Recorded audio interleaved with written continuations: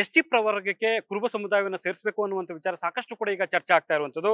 So ಒಂದು ವಾಲ್ಮೀಕಿ ಸಮುದಾಯದ ವಿಚಾರದಲ್ಲೂ ಕೂಡ ಅವರು ಕೂಡ ಸಮುದಾಯಕ್ಕೆ ಸೇರಿಸುವಂಥದ್ದು ಎಷ್ಟು ಮಟ್ಟಿಗೆ ಸರಿ ಅನ್ನುವಂಥ ಚರ್ಚೆಗಳು ಕೂಡ ಆ ಭಾಗದಲ್ಲೂ ಕೂಡ ವ್ಯಕ್ತ ಆಗ್ತಿರುವಂಥದ್ದು. ನಮ್ಮ ಜೊತೆಗೆ ಸಚಿವರಾಗಿರುವಂತಹ ಸತೀಶ್ ಜಾರಕಿಹೊಳಿ ಅವರು ಇದ್ದಾರೆ. ಅವ್ರ ಹತ್ರ ಒಂದಷ್ಟು ವಿಚಾರಗಳನ್ನ ಮಾತಾಡೋಣ. ಸರ್, ಈಗ ಎಸ್ ಟಿ ಸಮುದಾಯಕ್ಕೆ ಕುರುಬ ಸಮುದಾಯವನ್ನು ಸೇರಿಸಬೇಕು ಅನ್ನುವಂಥ ಆಗ್ರಹ ಸ್ವತಂತ್ರ ಆ ಸಂದರ್ಭದಿಂದಲೂ ಕೂಡ ಕೇಳಿ ಬರ್ತಾ ಇರುವಂಥದ್ದು.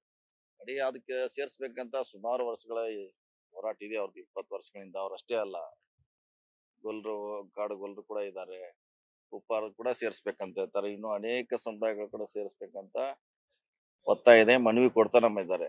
ಆಯಾ ಸರ್ಕಾರಗಳು ಅದನ್ನ ಪರಿಶೀಲನೆ ಮಾಡ್ಲಿಕ್ಕೆ ಕೇಂದ್ರಕ್ಕೆ ಕಳಿಸ್ತಾರೆ ಅಷ್ಟೇ. ನಮ್ಗ ಅಧಿಕಾರ ಇರೋದು ಕಳಿಸೋದು, ಶಿಫಾರಸು ಮಾಡಿ ಕಳಿಸೋದು, ಮಾಡುದು ಬಿಡುದು ಅದು ಕೇಂದ್ರ ಸರ್ಕಾರ ವ್ಯಾಪ್ತಿಗೆ ಬರ್ತೈತೆ. ಇಲ್ಲಿ ನಮಗೇನು ಅಧಿಕಾರ ಇಲ್ಲ. ಅದು ಈಗ ಎಸ್ ಟಿ ಪ್ರವರ್ಗದಲ್ಲಿ ಇರ್ತಕ್ಕಂಥವ್ರು ಅವ್ರಿಗೆ ಅದು ಇದಕ್ಕೆ ಸಂಬಂಧಪಟ್ಟ ಸಮಸ್ಯೆ ಆಗೋದಿಲ್ವಾ ಅಂತ? ಯಾಕಂತಂದ್ರೆ ಒಂದಷ್ಟು ಸೌಲಭ್ಯಗಳು ಇರ್ತವೆ. ಸೊ ಕುರುಬರು ಬಂದು ಸೇರ್ಕೊಂಡಾಗ ಸೊ ನಮಗೆ ಅಲ್ಲಿ ಒಂದಷ್ಟು ಸಮಸ್ಯೆಗಳಾಗ್ತವೆ ಅಥವಾ ನಮ್ಮ ಅವಕಾಶಗಳು ಕಳ್ಕೊಂಡಂಗಾಗುತ್ತೆ ಅನ್ನುವಂತ ಏನಾದ್ರು ಇದೆಯಾ?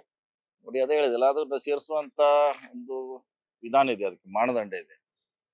ಸೊ ಅದ್ರ ಟ್ರೈಬಲ್ ಕ್ಯಾರೆಕ್ಟರ್ ಯಾರಿಗಿದೆ ಅವ್ರ ಮಾತ್ರ ಎಷ್ಟಿಗೆ ಸೇರಿಸ್ತಾರೆ. ಅದು ಮುಂಚೆಯಿಂದ ಬಂದಂತ ಒಂದು ಸಿಸ್ಟಮ್ ಅಥವಾ ಪರಂಪರೆ ಅಂತ ಹೇಳ್ಬೋದು. ಸೊ ಯಾರಿಗೆ ಅರ್ಥ ಇದೆ ಅದ್ರಲ್ಲಿ ಹೋಗ್ಲಿಕ್ಕೆ ಅವ್ರು ಖಂಡಿತ ಸೇರಿಸ್ತಾರೆ. ಯಾರಿಗೆ ಅದ್ರಲ್ಲಿ ಸೇರಿಸ್ಲಿಕ್ಕೆ ಆಗೋಲ್ಲ, ಸೇರೋಲ್ಲ. ಅದ್ರಲ್ಲಿ ಸುಮ್ಮನೆ ಗೊಂದಲ ಬೇಡ. ಇಂಥ ಒಂದು ಯಾವ್ದೋ ಅರ್ಜಿ ಹೋಗಿದೆ ಅಂದ ತಕ್ಷಣ 2 ಸಮುದಾಯಗಳ ಘರ್ಷಣೆಗೆ ಬರೋದು ಅವಶ್ಯಕತೆ ಇಲ್ಲ. ಸೊ ಅದನ್ನು ಕೇಂದ್ರ ಸರ್ಕಾರ ಹಳದು ತೂಗಿ ಮಾಡ್ತಾರೆ. ನಾವು ಸುಮ್ಮನೆ ಈಗ ಪತ್ರ ವಾಪಸ್ ಕೇಂದ್ರ ಸರ್ಕಾರದಿಂದ ಪತ್ರ ಬಂದಿದೆ, ಅದು ಸ್ಪಷ್ಟೀಕರಣ ಕೇಳಿ. ಇವತ್ತು ಹೋಗಿದ್ದಲ್ಲ, ಅದು ಮುಂಚೆ ಹೋಗಿದ್ದು. ಸ್ಪಷ್ಟೀಕರಣ ಕಳಿಸಿದಾರೆ ಅಷ್ಟೇ. ಸೊ ಯಾರಿಗೆ ಖಂಡಿತವಾಗಿ ಯಾರು ಇದ್ದಾರೆ ಸೇರಿಸ್ಬೇಕಂತ, ಅದನ್ನ ಯಾರು ಕೂಡ ತಡ್ಲಿಕ್ಕೆ ಆಗೋಲ್ಲ. ಮತ್ತೆ ಯಾರು ಅದರಲ್ಲಿ ಅನಾವಶ್ಯಕ ಸೇರಿಸ್ಲಿಕ್ಕೂ ಆಗೋಲ್ಲ. ಇದು 2 ಸಮುದಾಯಗಳು ತಿಳ್ಕೋಬೇಕು. ಸುಮ್ಮನೆ ಘರ್ಷಣೆಗಳಿದ್ರಲ್ಲಿ ಯಾವುದೇ ಅದರಲ್ಲಿ ಅವಶ್ಯಕತೆ ಇಲ್ಲ ಅಂತ ನನ್ನ ಭಾವನೆ. ಸರ್, ವಾಲ್ಮೀಕಿ ಶ್ರೀಗಳ ನೇತೃತ್ವದಲ್ಲಿ ನಡೆದಂತ ಸಭೆಯಲ್ಲೂ ಕೂಡ ಆಕ್ರೋಶಗಳು ಕೂಡ ವ್ಯಕ್ತ ಆಗ್ತಾ ಇರುವಂತದ್ದು ಸ್ವಾಭಾವಿಕ ಹಾಗೆ ಆಗುತ್ತೆ. ಯಾಕಂದ್ರೆ ಅವ್ರಿಗೆ ಈಗೇನು ಸೇರಿಸೇ ಬಿಟ್ರು ಅಂತಲ್ಲ, ಅದು ಶಿಫಾರಸು. ಇವ್ರು ಸುಮ್ನೆ ಅದನ್ನೇ ಹೇಳಿದಲ್ಲ, ಘರ್ಷಣೆ, ಇವ್ರ ಘರ್ಷಣೆ, ಸಮುದಾಯಗಳ ಘರ್ಷಣೆ, ಇಂಟರ್ನಲ್ ಇವ್ರ ಸಮಾಜದಲ್ಲಿ ಘರ್ಷಣೆ, ಅದ್ರ ಅವಶ್ಯಕತೆ ಇಲ್ಲ. ಅದನ್ನು ಕಾದ್ ನೋಡೋಣ, ಸರ್ಕಾರ ಸರಿಯಾದ ತೀರ್ಮಾನ ಮಾಡ್ತದೆ. ಸರ್, ಒಂದು ಜಾತಿ ಗಣತಿ ವಿಚಾರವಾಗಿ ಕೂಡ ಒಂದಷ್ಟು ಚರ್ಚೆಗಳಾಗ್ತಿದೆ. ಆ ಗೊಂದಲಕ್ಕೆ ಏನು ಪರಿಹಾರ ಬೀಳುತ್ತಾ ಶಾರ್ಟ್ಲಿ, ಅಥವಾ ಹೇಗೆ ಸರ್ ಇದು ಹಿಂಗೆ ಮುಂದುವರ್ಕೊಂಡು ಹೋಗುತ್ತಾ ಅಥವಾ ಸಮೀಕ್ಷೆನ ಕೈ ಬಿಡುವ ಹಂತಕ್ಕೆ ಹೋಗುತ್ತಾ? ಇಲ್ಲ, ಅದೇನೋ ಬಹಳ ದೊಡ್ಡ ಗೊಂದಲ ಇಲ್ಲ. ಎಕ್ಸ್ಟ್ರಾ ಜಾತಿಗಳನ್ನ ವಾಪಸ್ ಪಡಿಲಿಕ್ಕೆ ಈಗಾಗಲೇ ಸಿಎಂ ಅವರು ಹೇಳಿದ್ದಾರೆ. ಅಷ್ಟು ಆದ್ರೆ ಅದು ಸರಿ ಆಗುತ್ತೆ.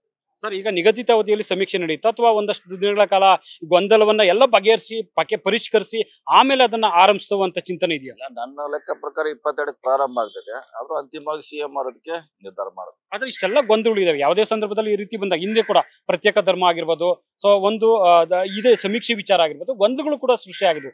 ಈಗಲೂ ಕೂಡ ಗೊಂದಲ ಆಗ್ತಾ ಇರುವಂತದ್ದು. ಇದ್ರಲ್ಲಿ ಏನೋ ಹಿಡನ್ ಅಜೆಂಡಾ ಇದೆ ಅಂತಾನೆ ಏನು? ಹಾಗೆ ಆಗ್ತೈತಿ. ಅದಕ್ಕೆ ಮತ್ತೆ ಸರ್ಕಾರ ಇರೋದನ್ನ ಸರಿ ಪರಿಹಾರ ಸಮಸ್ಯೆ ಮಾಡ್ಲಿಕ್ಕೆ ಸರ್ಕಾರ ಇರುವುದು, ಅದ್ ನಮ್ ಡ್ಯೂಟಿ. ಅದು ಸರ್ಕಾರದು, ಸಿಎಂ ಅವ್ರದು, ಮಂತ್ರಿ ಮಂಡಳ ಗೊಂದಲ ಆದಾಗ ಸರಿಪಡಿಸೋದು ನಮ್ಮ ಡ್ಯೂಟಿ.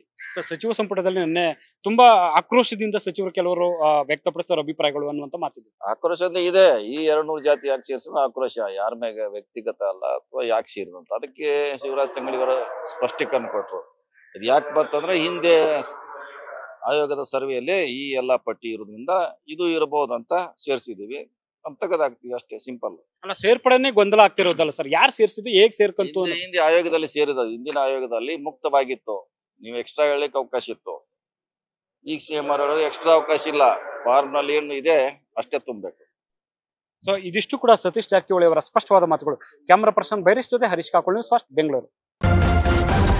ನ್ಯೂಸ್ ಫಸ್ಟ್, ನಿರ್ಭೀತಿಯಿಂದ ನಿಮ್ಮ ಪರವಾಗಿ.